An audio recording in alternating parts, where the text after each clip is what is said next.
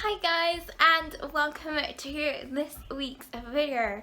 As you can tell, it is another video filmed on my iPhone because I'm in the mood to bake today and I'm really craving a festive treat, hence why I have my first Christmas jumper of the year on. It's a classic Wham! Last Christmas, and it's from Primark, by the way, if you guys want to know. Yeah, so I really want to make a festive treat because I'm really having serious cravings. So I thought, why not feed two birds with one hand and do some baking but also film this week's video. So today guys, I'm going to show you, as it shows by the title, Time-Lapse Gingerbread Loaf. So this is from one of my favourite ever baking books, Tanya Bakes, absolute classic, and this is definitely one of my favourite ever recipes to do at this time of year because it's so easy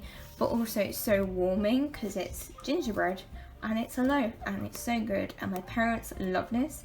So I thought, I'm actually home on my own, so I thought I'd surprise them with this loaf today. So I'm going to take you guys along with me. Also did this recipe for Vlogmas 2 years ago, which is crazy insane because it doesn't feel like that long ago, but I did do it then.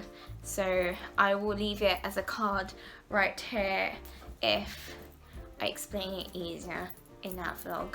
But anyway, let's get cracking because even though it's really simple, there's still kind of a lot to do. And firstly, I gotta melt the butter and the syrup. To make life easier, this is the recipe, so feel free to screenshot this if you're interested in making it now. So far I've preheated the oven to 180 degrees Celsius, and now I've got to line this little tin with baking parchment and then melt the butter and golden syrup together, and I've just got to weigh the butter and the golden syrup. Yay! We need 100 grams of butter and 100 grams of golden syrup. So I thought it'd be easier to weigh the butter and then use the rest to line the tin with, basically. Bang on! Baking parchment, handy.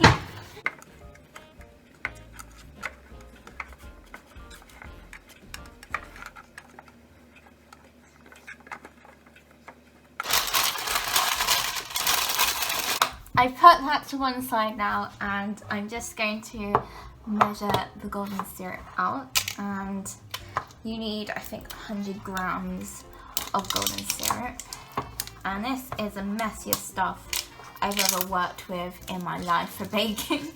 Get these scissors. And that is golden syrup. And I need, actually, it might make sense to weigh the dry ingredients first and then do the golden syrup. So we need 150 grams of self-raising flour, and I'm already making a mess.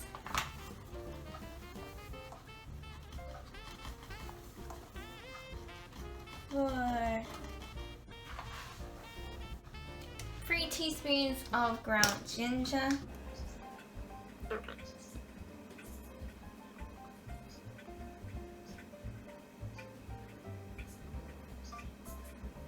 150 grams of caster sugar,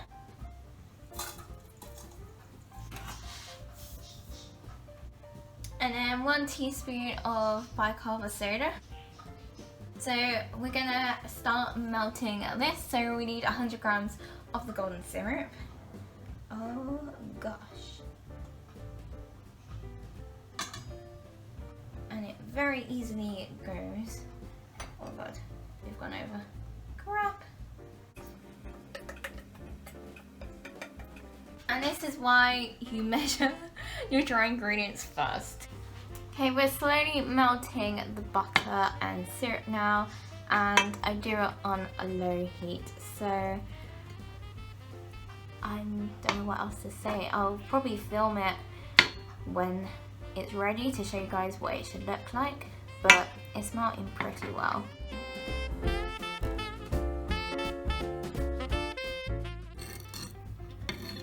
Okay, this is what the syrup looks like now, and it's fully melted, so I'm going to take it off the heat and then start with the dry mixture. Okay, so I'm just going to use a spoon to stir in the dry mixture because that's basically just the first step, and then the whisk is going to come in for the rest. I've got my electric whisks here, so this is what I use to mix everything. I'm not fancy, don't have a KitchenAid, but it does the job and it's pretty cute if I say so myself. So we need 150 milliliters of milk and 1 egg, and then we put in what we just melted, mix it together, and then literally put it in the tin and then bake it.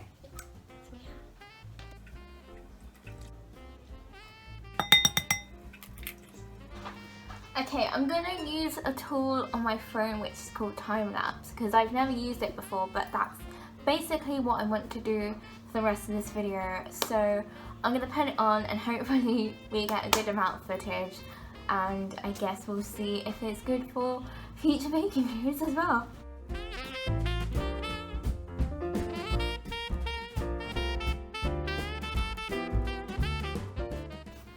I've turned the light on because it's a bit dark, but the mixture is now done, and this is what it's looking like, and we're just going to pour the mixture into the tin.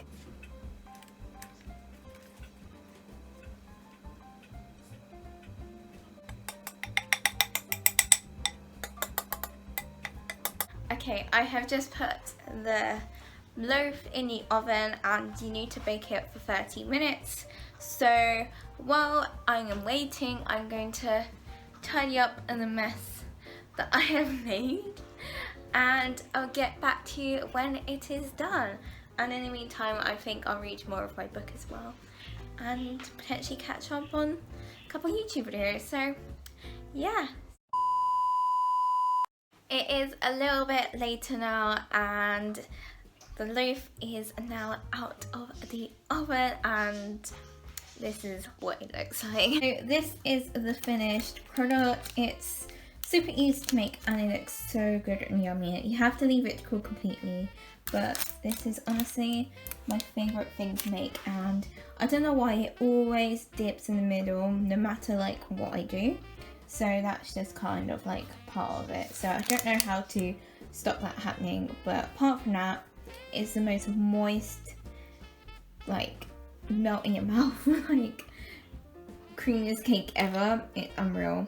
So this is the finished product. I'm gonna leave it to cool completely, and then I'm going to eat it tonight before bed with my cup of decaf coffee. But yeah, that is literally how you make one of my favourite ever loaves for winter. I hope you guys didn't mind another baking video twice in like the space of a week, but I don't know what else to do and I really want to do some baking. If you guys did enjoy this video, then give it a thumbs up and subscribe and click the notification bell below to get updates when I next upload. And before you go, if you have watched this far, comment below what kind of videos you want to see from me in the next coming weeks up until New Year, because I do have a few ideas, but I want to know what you guys want to see from me, so do let me know. And also let me know if you do want me to do Vlogmas, because I'm in like 2 frames of mind as well.